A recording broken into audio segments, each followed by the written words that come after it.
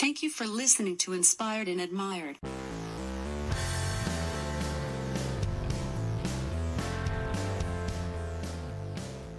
Hello, everybody, and welcome to Inspired and Admired. My name is Matt Truman. This is episode number 18. Today, my guest is Andy Hill.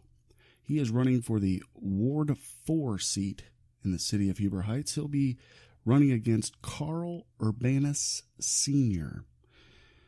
Today, Andy and I have a very nice discussion. Talk about, I throw the questions that I've been asking the other candidates, and we have a good discussion about that. If you have been paying attention or if you've been visiting the website in the city of Huber Heights, that has changed. I was on there today checking out some meetings, looking things up, just taking a gander, and they changed it. It looks really nice, and check that out.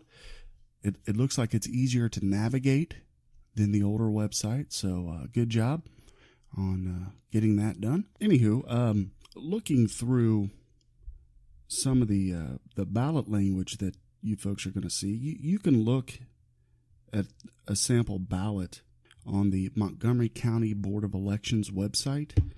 It looks to see there's issue 1, which is rights for crime victims.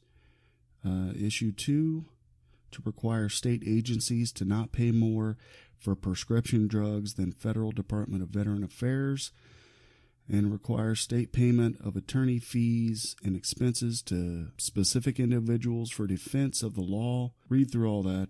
Issue 3 is proposed tax levy for Montgomery County. Issue 4, proposed tax levy. It's a renewal for Sinclair Community College District. Issue 39, proposed bond issues and tax levy, Miami Valley Career Technology Vocational School District. Get on the Montgomery County Board of Elections website, search your ballots, and you'll be able to read all that, and then check out, if you want to learn more, then, just get on the old Google and do some research for that. So when you go in to the polls on November 7th, you know exactly what you're voting for and why you're voting for it. With that said, let's get to the podcast with Andy Hill. Here we go. Hello, everyone. I am here with Andy Hill. He is running for the Ward 4 seat in the city of Huber Heights. Andy, thank you for joining Inspired and Admired. Oh, thank you for having me. All right. Why don't you tell us a little bit about yourself, your background, where you grew up, and all that good stuff. Yeah. Okay. Well, I was born and raised Huber Heights. I grew up, the first couple of years of my life, I was in Ward 5, and then I moved up to Ward 2, and then 6, and now I'm in Ward 4. So, and that's going to be that's our plan is for that to be our forever home. So, Yeah. But lived in Huber all my life. I do IT work out on the base. I've done that for 15 years now. Okay. Not on base, but, various different places, and now I'm on base, and I really like working there. And so, yeah. Good deal. So what made you decide to run for Huber Heights City Council? Well, I have always kind of been, watching what's going on in Huber Heights and what's happening, those kind of things, and just keeping an eye on things. And when I heard that Judy was not going to run, that's when I decided to go ahead and put my hat in the ring. I didn't want to run against Judy. I like Judy, and I think she's doing a great job. But when I heard that she was going to retire, I thought, you know what, who else but me? So I went ahead and put my hat out there. Good deal. Yeah, I like Judy a lot. I grew up with her son. My brother grew up with her older son, so Judy's a good lady. And has served Huber Heights well. So she's yes, she has. She's done her duty. Now she gets to enjoy retirement. So that's good for her. That's right. Couple of questions I have for you. The first one is, what do you think Huber Heights needs work on? What do you think? The last few episodes I've talked to the folks running for mayor. They don't normally have a vote unless there's a tie. You're running for Ward 4, and you'll be voting quite a bit. So what do you think needs work on, and where are you going to focus? Yeah. I think that our big thing for Huber Heights is communication, and a lot of people don't know what's going on, and I think that there's different ways, especially through like social media and things like that. I think we're getting better. You're seeing a lot more posts on social media about what's going on, but I also think the communication from City Hall could be better for, especially things like the charter amendments that went on back in March and October, or May and October, sorry. And that's really not November. Anyway, getting my months messed up. But anyway, so I think, communication, being able to get people to know what's going on, not only in politics, but in the city in general, what businesses are coming in. And I think that growing businesses and trying to get more unique businesses is probably a good thing that the city could be doing a little bit better job at. Elaborate on that. Unique businesses. What do you... So more of your mom and pop. We're getting a lot of car washes is the big thing right now because we're getting one of those coming up, and some people are like, "Well, we've got a bunch of car washes already," and I can totally get that. And the running joke sometimes on social media is that we've got all sorts of different donut shops and pizza parlors, and if a new place is coming in, it's probably a pizza parlor. And so, I'd like to see a little more variety, mom and pop, your smaller places, not try to get the bigger companies, but, look for places that are more unique, more pinpointed towards things. Sure. So I think that a lot of people are looking more for those local kind of places. Yeah, that sounds good. So what do you think Huber Heights is doing well right now? What do you think the city government's doing well? Well, I think that the fact that we're actually having festivals again, in the last 5 years, we started having the 4th of July and the Marigold. And I think that bringing that kind of stuff back into the community and having people come out and be able to get together, the movie nights, things like that. I think we're doing a really great job with that. Backing the community when things come up like the cell phone tower. I know that there's a lot of stuff to go with that. But, being able to say when a citizen comes to you and says, we want you to back us up on this, and the city actually says, okay, we'll do that. I think that's important. Right. Yeah, that was one of the questions I was going to raise is what your thoughts were on the cell phone tower issue that was just city council had voted not to accept the settlement. So, right. and it's mainly, I believe it comes from the standpoint of property rights for the individual resident. So talk about that a little bit. Tell us where you stand with property rights, and if you want to elaborate more on the cell phone tower issue, that's fine as well. Sure.